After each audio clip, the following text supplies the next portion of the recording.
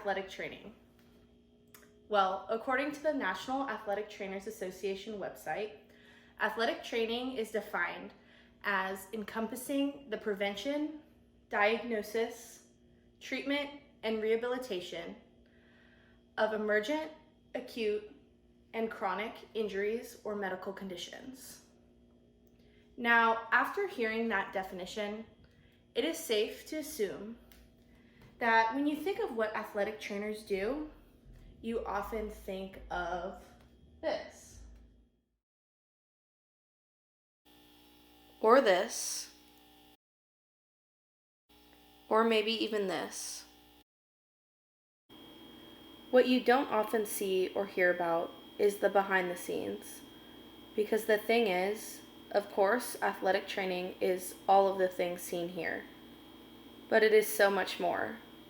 What is not so publicly talked about regarding the profession is this.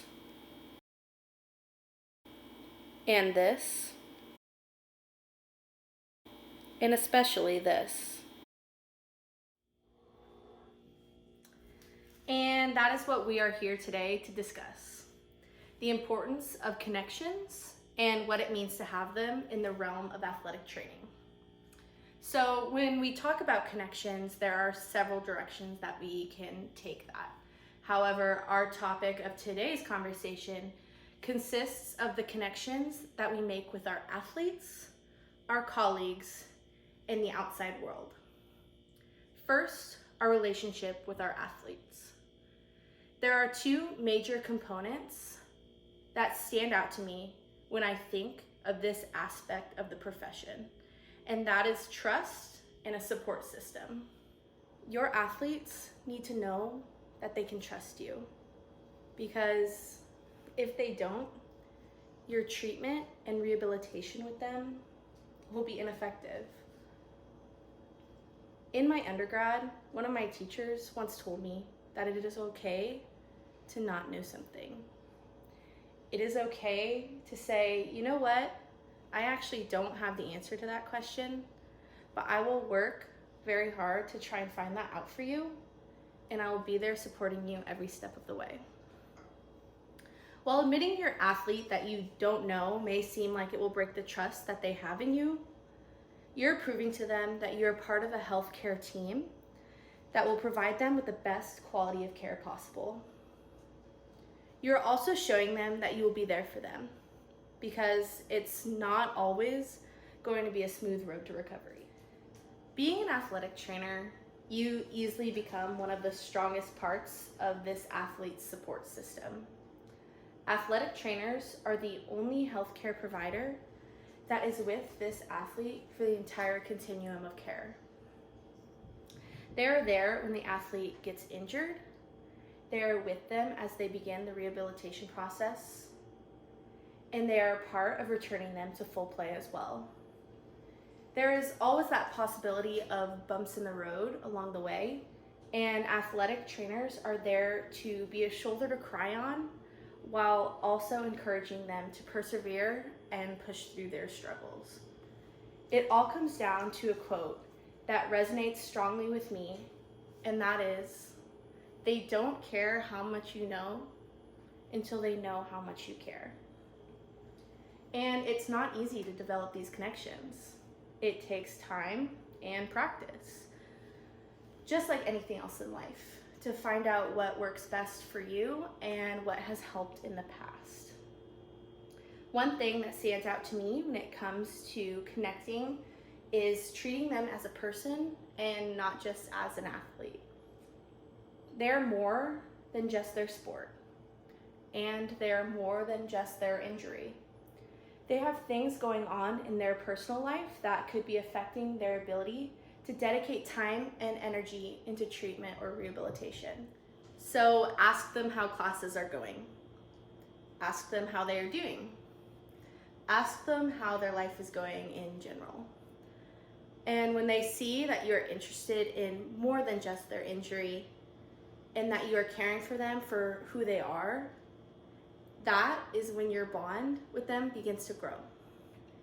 And that is when you're able to develop those strong connections that are essential to building their trust and respect. We also build connections with our colleagues. In undergrad, my athletic training cohort felt like my second family. I built such strong relationships with several of the people in the program, and I knew that some of these relationships would go far beyond college. When it comes to future professions, your coworkers are who surround you on a day-to-day basis. It is natural to create connections and bonds with them that will further your effectiveness as a team.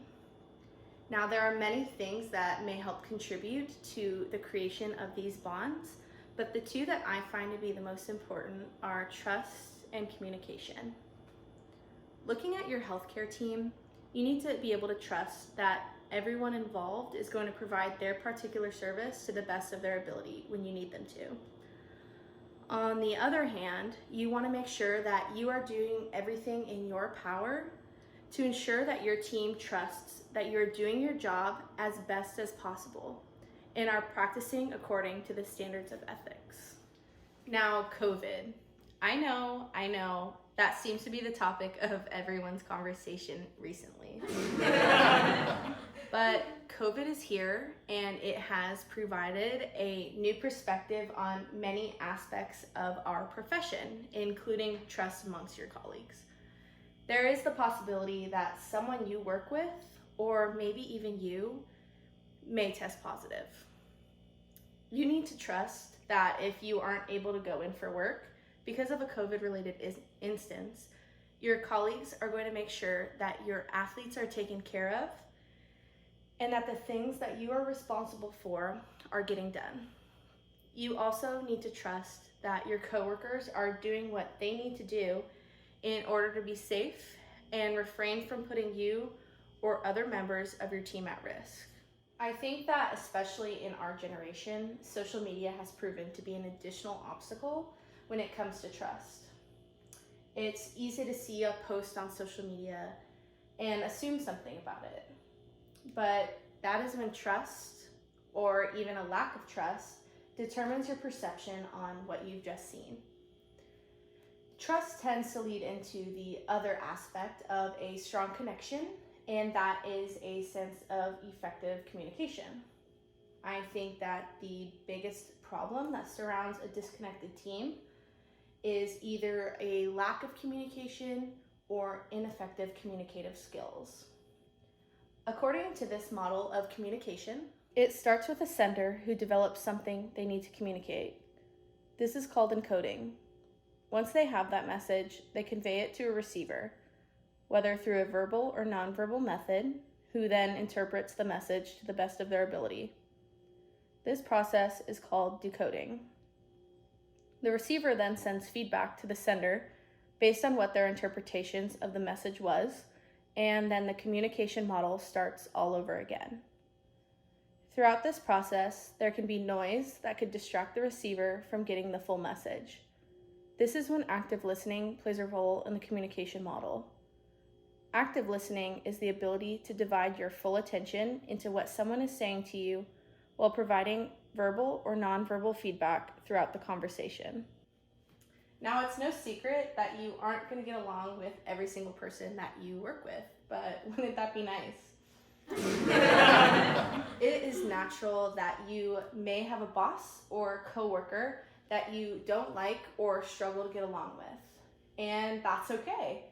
The important thing when this happens is that you're able to develop the strategies to be able to maintain professionalism and respect each other enough to get the job done. Communication has the ability to facilitate this professionalism and advance the appropriate interprofessional care that is provided to your athletes. The last connection that we are going to discuss today is that of the outside world. A large part of athletic training that they emphasized to us in our classes was the importance of networking. Down the line, the connections that you've made in the past can help you with opportunities and references. For example, remember those bonds that we built with the people in our undergrad? Remember those guest speakers that talked to our org and admin class, or the interviews that we had in our professional development portion of clinical class.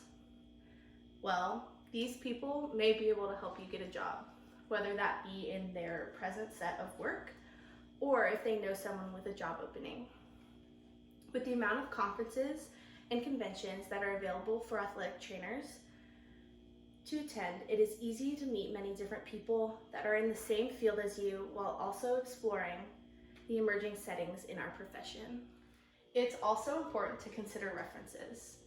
You never know when you're going to need them, and it is important that not only do you have someone that you can list as a reference, but are they going to speak positively about your work ethic, drive, and you as a person? That is another reason why practicing your networking is important. You don't just want to talk to people. You want to be able to leave a lasting and positive impression that will make them think highly of you. Of course, athletic trainers provide unique services. It's what makes us a profession. But remember, it's more than just what is seen on the surface. It's more than just ankle taping. It's more than just creating rehabilitation programs. And it's even more than just providing emergent care. It's the behind the scenes component, including everything that we've discussed today and more. It goes far beyond just the building of connections or developing the strategies to creating and maintaining those connections. But if I were to stand here and talk to you about every behind the scenes aspect of our profession, we would be here all night. What I hope that you take away from this presentation today is this. 1, your connection with your athletes, they're important. Get to know them on a deeper level and let them know that they're not just another injury. Gain their trust and earn their respect. 2, your connection with colleagues helps provide the best possible care for your athletes. Make sure that there is trust and communication skills amongst your team members. It's okay to ask for help. That's what your team members are for. They will have much more respect for you if you ask them for help than if you didn't and it puts the rest of the team, or worse, even your athlete, at risk. And 3, network, network, network. I can't stress this enough. A big aspect of this profession comes from who you know. Present yourself well and put yourself out there. You know what they say, you miss 100% of the shots you don't take. Thank you.